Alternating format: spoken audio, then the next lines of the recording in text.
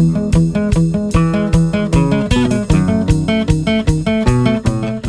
afternoon. I'm making something I have not made before with all the tomatoes from our garden that we have. We've got lots of red tomatoes. You can't see them through all the jungle. Okay, so here we go. That's what we picked out of the garden. We're gonna take them inside and make sun-dried tomatoes. Can I help you wash it? I'm excited to help.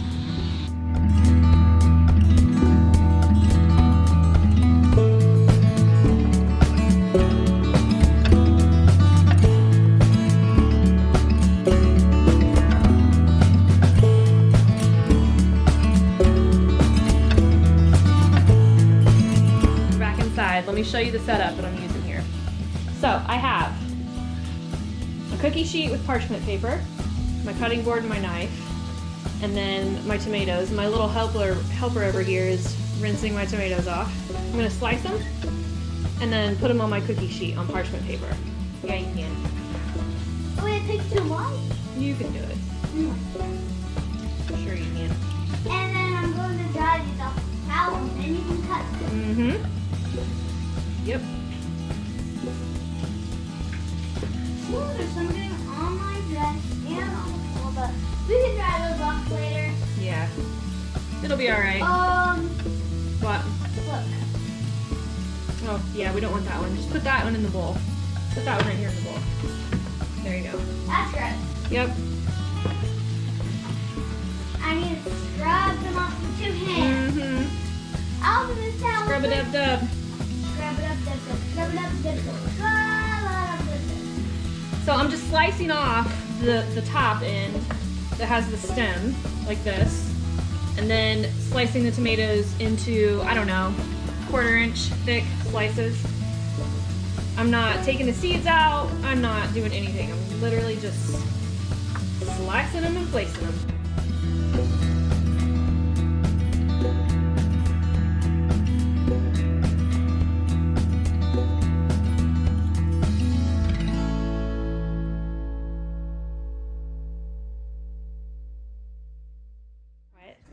We have 2 trays of tomatoes sliced, and I'm gonna put these in my oven. I don't know how many tomatoes these were. I have no idea, but two trays of tomatoes. And we're gonna put these in the oven at the lowest setting. My lowest setting is 150. And then I'll let you know when they're done how many hours they were in the oven. So 6 hours, and I cranked the heat up to 200 because 100 wasn't, or 150 wasn't doing much. So 6 hours at 200. And my tomatoes are fairly well dehydrated and kind of rubbery, which is what I want.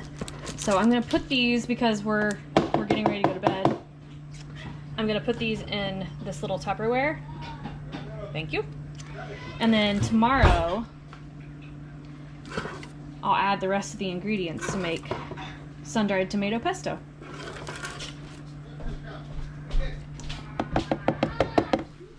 Here are my sun-dried tomatoes. This took about 6 hours in the oven. So I ended up, they were in the oven for an hour at 150, and then I ended up cranking the oven to 200, and it took about 6 hours to dehydrate these. And they're not fully dehydrated. You can see they're still pretty rubbery and flexible. So you don't want them completely dry and brittle. You do want them to still have some moisture. So we're gonna use, this was 2 sheet pans of tomatoes that I dehydrated for about 6 hours on 200. I'm gonna throw those in my food processor. And if I had to give you a tomato number to use, it would be maybe like 5 or 6 big tomatoes. I had a bunch of little ones just from plants. So tomatoes go in there. All right, basil. So I'm using dried basil because I don't have fresh. Who has fresh unless you grow it? So I'm gonna do 2 tablespoons of dried basil. We're gonna throw in some garlic. We like a lot of garlic. I'm gonna do 1/2 tablespoon. Salt. Oh, we're gonna go with a teaspoon of salt. We can always add more later. Parmesan cheese. I'm not using anything fancy here for Parmesan cheese, but I'm gonna start with 1/2 cup-ish. Dump it in there. And here's where the fun starts. We're gonna throw on our lid 1/2 cup of olive oil to start with. We may add more. We'll just have to see. And then I'm gonna turn on my food processor and drizzle in my olive oil as soon as it gets going.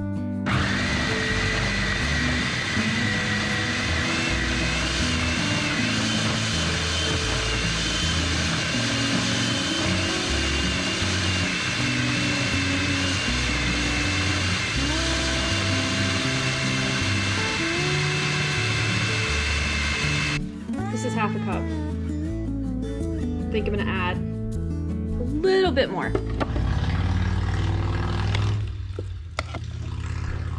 Okay, so that's a good consistency.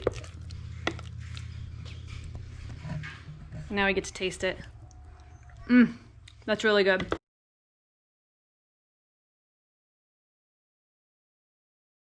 Now, one thing that I didn't add is pine nuts.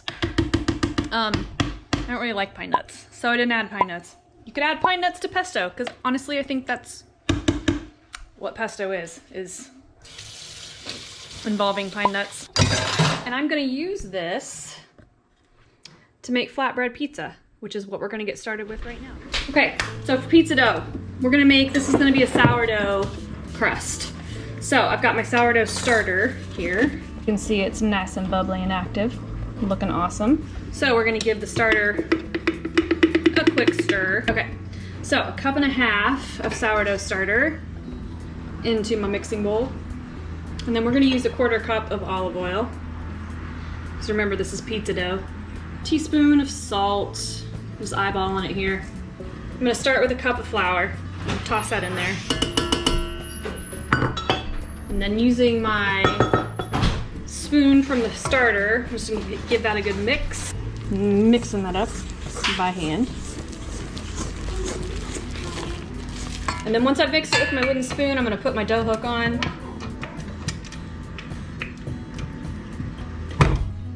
And get that started. So it's still sticking like that. It's not coming together like a ball of dough. So I'm gonna add like another 1/4 cup of flour.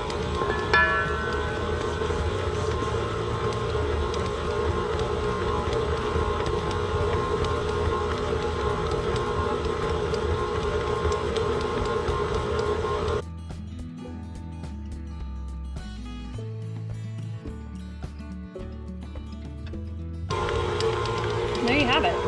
I'm gonna let that mix in there for like 4 or 5 minutes. Just knead it with a dough hook, and then it'll be super soft and stretchy, and then we'll let it rest before we shape it into our pizza. I kneaded my dough for probably 4 or 5 minutes until it was smooth and elastic, and then I took it out of my mixing stand and put it in this bowl that I oiled lightly, and then kind of shaped my dough into a ball and stuck it in here, and then I've covered it with plastic wrap. And I'm gonna let it sit for at least 30 minutes, but I don't know, sometimes I've forgotten it for a couple hours and it's fine. So you just wanna let it sit for at least a half an hour. All right, it's been 30 minutes. Here's what you're gonna do. You're gonna preheat your oven to 500 degrees. Then your dough, which has been rising, it's not much bigger, that's okay, but it's nice and oily from the oil that you put in the bowl. So you're just gonna dump it right out onto a cookie sheet. And then you're gonna get in there with your fingers and start pressing your dough out. Typically flatbreads are kind of rectangular and thin. I mean, that's what I'm going for here, but I'm also trying to make it big enough to feed 5 people. So do what you can. My goal here is to get it as big as I can and as spread out as I can on this pan without ripping a hole or anything like that in the crust.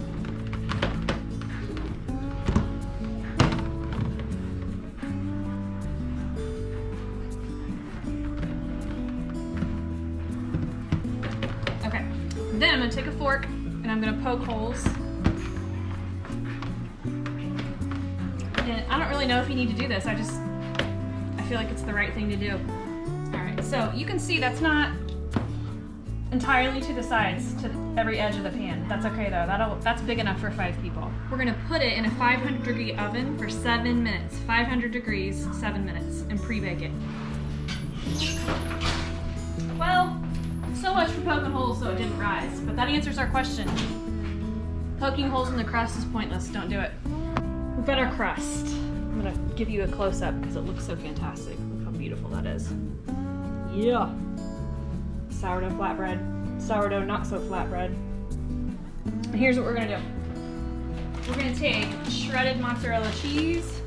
If you have sliced mozzarella cheese, that's fine. Whatever you got.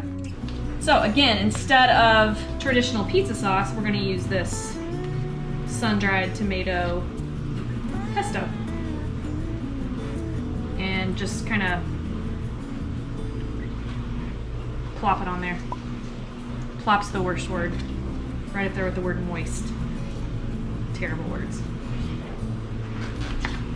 We'll spread it out here in a minute. So, using the back of your fork, your spoon, spread out your pesto. It's amazing. It's gonna be so good. Like how we've had it before. Yeah, we've had this before. And my crust is hot, so some of my mozzarella cheese is starting to melt, which is fine. Okay, so if you're not making your own tomato pesto, which, I mean, I wouldn't make it if I didn't have 8,000 tomatoes in my garden, I would say a couple jars of sun-dried tomato pesto or sun-dried tomatoes, and you can make your own pesto from jarred sun-dried tomatoes. Okay. I might have overdone it here, but that's okay because this is so good. Put it over here on these lonely little areas of the crust. So putting that cheese down first kind of gives your crust a little bit of a moisture barrier. So hopefully it won't get soggy. Keyword is hopefully. Sometimes it is. So I baked some chicken in the oven. Simple, just salt, pepper, garlic powder, a little bit of basil.